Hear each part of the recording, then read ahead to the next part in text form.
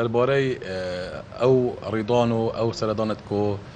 سردان دزگهد می ساختمی کرد روزان جشن و بهم ودان دا کو بو مای هفته که وک شال دی بریار حکومت هرم کردستانه دزگهد می ساختمی همید آماده باشه دا بون بهند کو بشین باشترین شیوه سرداری گلهر ریدان و بویاره که بکن او نخوشن رنگی که گشتی سردان دزگهد می ساختمی کرد مای هفته بری دا 17418 نخوش بوینه اشوانا 167 نشترگری هاتین انجام دان بو نخوش برنگی که گشتی 698 زارو کادن سردنیای کشوانا 379 کش بوینه و 319 کر بوینه مرن اوید کو پیدا بون لسنور پارزگاه دهو که اجبل ریدانا 35 کساش اگرن جدا جدا گان خوش جزدای کو 11 کس شوان زاروک بون نخوشخانه هی زاروکا و دیسان 11 نخوشان نخوشخانه آزادی ویندی جورا جور بونه الدورن جدا جدا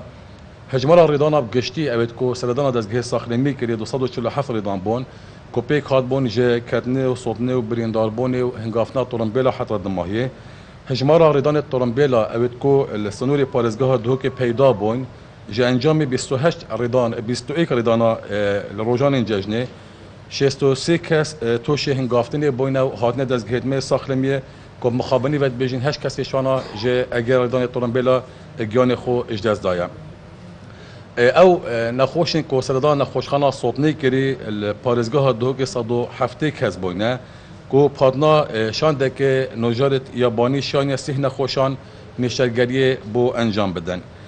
شوان کست کو گیان خوشجزای که مدیار که برنگ گشتی بونه 43 کس گیان خوشجزای 24 جنازه شوانا گهشن نوجاریا داد بو هندی کو اگریت مرنوان بهنه دیار کرن نوتوی کسا پیوندی خدمت 122 کریه کو 8 شهر دانه تورنبیلا بونیت گل 5 حالت انجلته و 5 زالوک بون و 2 کس دیتر کو مر بونه گهانه دزگهید می ساختمیه و حالت دیتر ینجدا جدا بونه تیمن زیروانیا ساختمیه سردان 239 جها کریه کو 19 جهشوان هاتنه سزا هوشداریه و دیسان اتمام روزان بریدا